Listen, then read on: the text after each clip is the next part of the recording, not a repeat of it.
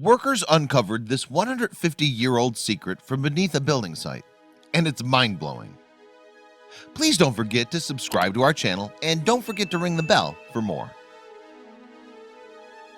A Boston building site came to a dramatic standstill in May of 2016 when construction workers uncovered an astonishing artifact. Indeed, the find was so rare and amazing that it set the city chattering with excitement. Located within the city's prestigious Seaport district is a thriving hub for high-rise condos, upscale eateries, and towering office blocks. In fact, billions of dollars have been invested in the waterfront zone.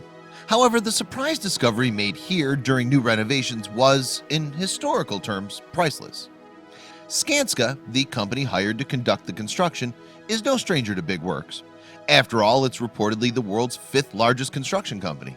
Its commercial development projects, meanwhile, span the globe and include groundbreaking structures such as the World Trade Center Transportation Hub and the MetLife Stadium. In this case, Skanska has been commissioned to build a 17-story office building with 400,000 square feet of space within walking distance of the piers lining the Seaport district. It was just the latest of their many contributions to the New England architectural landscape. Despite national and state preservation laws, though, the company was not legally obligated to halt construction work when it stumbled upon the important find. But it did for a week, because it's not every day that you make the chance discovery of a shipwreck from the 19th century. You certainly come across a lot of interesting things when you do below-grade excavation, but I've never seen anything like this in my career. Sean Hurley, a Skanska executive, told WBZ-TV. Indeed, the find was so unique and fascinating that it would require expert help to unravel its mysteries.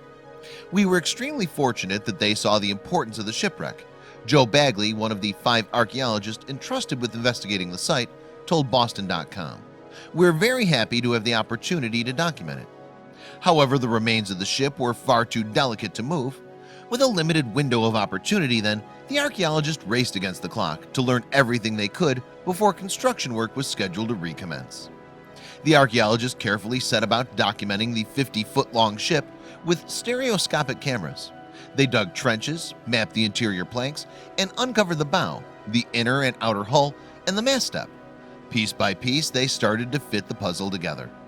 Plus, a team of experts from Cambridge's Institute of Digital Archaeology even flew back early from the Venice Biennial exhibition to make a 3D scan of the wreck.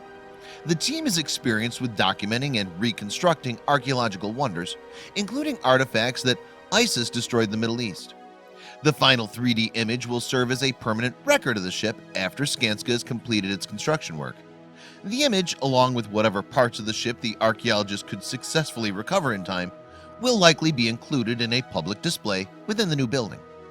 The initial investigations revealed that the top of the ship had been lost in a fire and that only the bottom remained.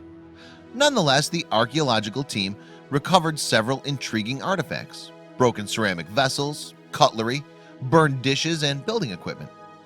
A collection of loose nails enabled the archaeologists to put a date on the ship. "It looks like it's a mid to late 19th century sloop," Bagley told The Guardian.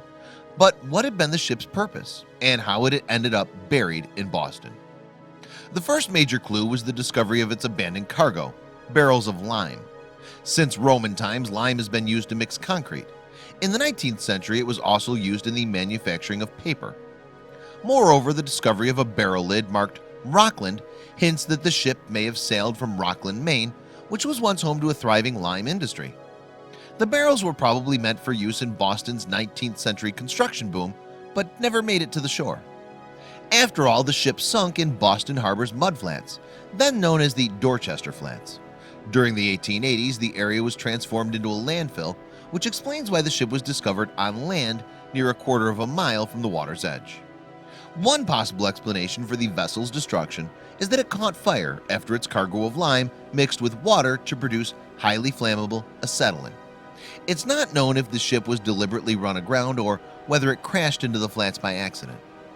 Joe Bagley saw an interesting connection between the ship carrying building materials and being discovered more than a century later on a Boston building site. "They're really part of the same narrative of Boston growing as a city," he told the Associated Press. "The ship is not the first to be uncovered in Boston, and there are thought to be numerous wrecks under the harbor. To me, what it says is that history is everywhere in Boston. Sometimes we have to dig a little deeper to find it. Bagley told reporters. However, the ship is the first to have been found in that part of the city, and it's only the second to have been found on land. Plus, thanks to Bagley and his team and the generosity of Skanska, it's now been documented for all time. We have essentially the entire blueprint of the ship, he told Boston.com.